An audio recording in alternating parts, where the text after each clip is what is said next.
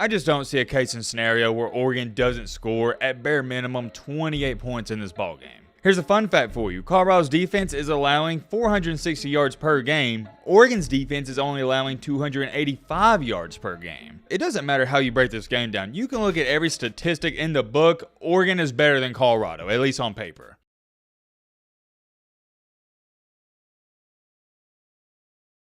Give me my darn theme music. Dun-na-na.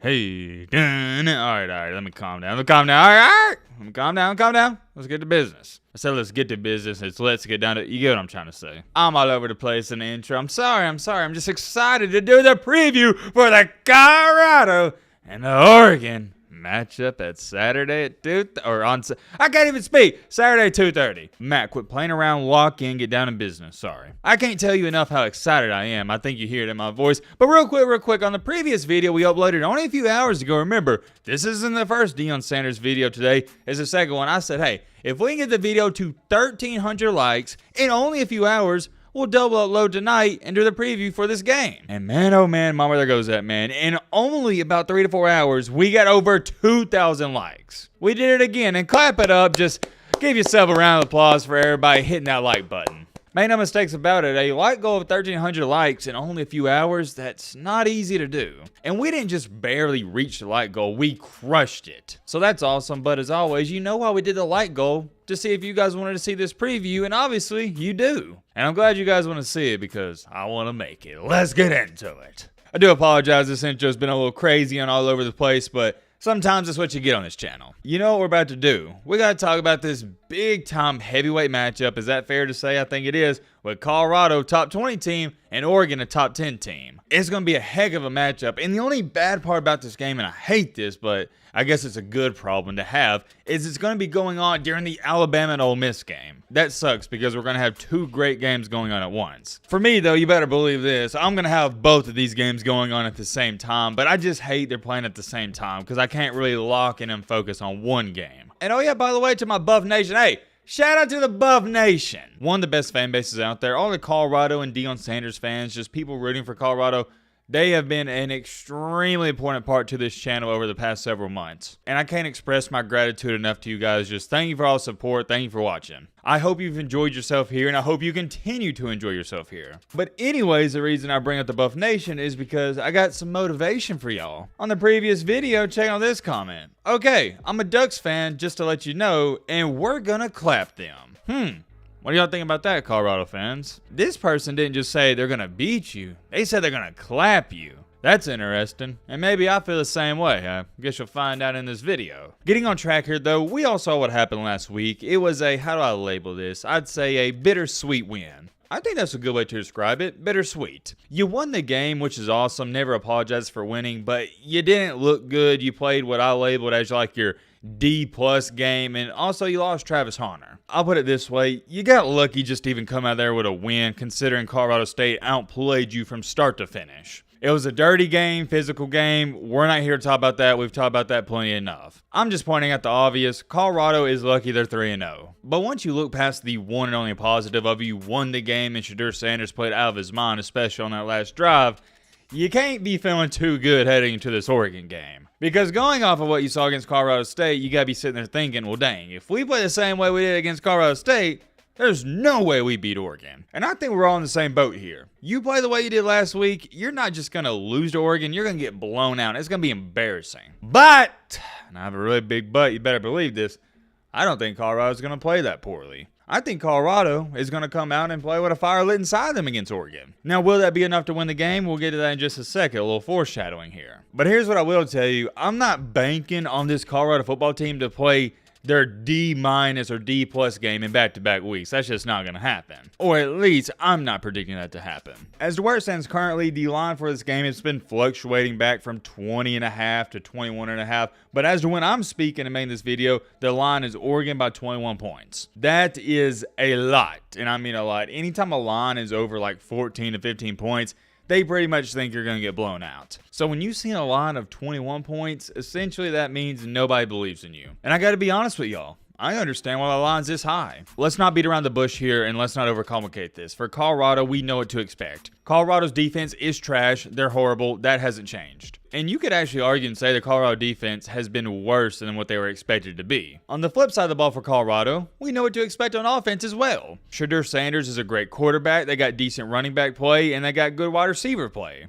Unfortunately, though, and weirdly enough, their rush attack hasn't been all there in the past couple of weeks. So that does concern me a little bit because you're putting a lot of pressure on Shedeur Sanders and the wide receivers. As far as it goes for Oregon, let's start with their defense first. I don't think they have a really good defense. They don't have a top 15 defense in the country. But here's what I will tell you without a shadow of a doubt in my mind. Their defense is way better than Colorado's, and it's way better than Colorado State's. And that would concern me if I'm a Colorado fan because you really struggled from quarter 1 till the end of 4 to put up points against Colorado State. I'm going to tell you right now, that Oregon defense, they're going to come to play. Here's a fun fact for you. Colorado's defense is allowing 460 yards per game. Oregon's defense is only allowing 285 yards per game. Like I said, I'm not going to label them as this ferocious defense, but they're stingy. To go on top of that, here's something to look forward to as well. Oregon's defense is only allowing under 160 passing yards per game. Why is that important? Because Colorado is averaging 418 passing yards per game. So you know where I'm going with this. Something has to give. That's going to be a good matchup. Shedeur Sanders versus that Oregon passing defense. Oregon's rushing defense, not the greatest, but doesn't have to be the greatest. Colorado has proven time after time they don't care to run the ball. They're only averaging 61 rush yards per game. Think about that. That's terrible. Vice versa for Oregon, they're averaging a whopping 229 yards per game on the ground. Here's the difference with Oregon's offense compared to Colorado's offense. Colorado's offense depends solely on Shedeur Sanders. Oregon's offense doesn't just depend on Bo Nix. It is a complete offense. Oregon can run the ball, pass the ball, do this, do that. Complete team. Colorado, not so much. They remind me currently right now of that AAU team with about 3 to 4 outstanding guys. Not to discredit any of the other Colorado players, but you see what I'm saying. When everybody thinks of Colorado, what do you think of? Travis Hunter, Shedeur Sanders, Shiloh Sanders,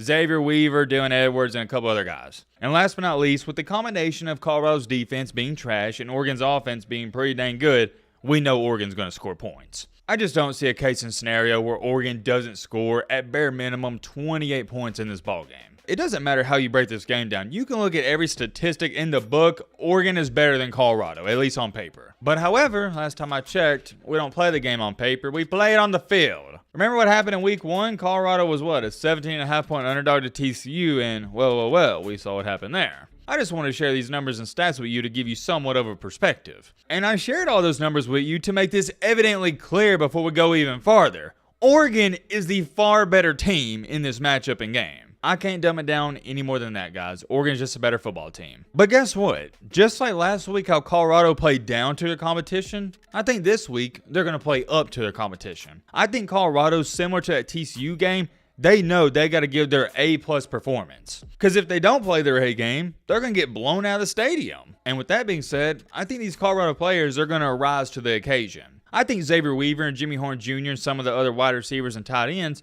they're going to relish in the opportunity of missing one of their best players in Travis Hunter, and they're going to show up and ball out for him. I think Xavier Weaver's looking at it from this standpoint and perspective. Dang, we're down Travis Hunter. Well, that means I got to give 125% effort. It's not just good enough for me to go out here and play my A-plus game. I got to play my A-plus game. And I think all the players on this Colorado team, they're going to have that same mentality. And similar to the TCU game, I think this Colorado team and Deion Sanders, they enjoy being the heavy underdogs. Because this is what I like to label as unlimited fuel and motivation. But here's the tricky part about this, at least when it comes to predicting the game.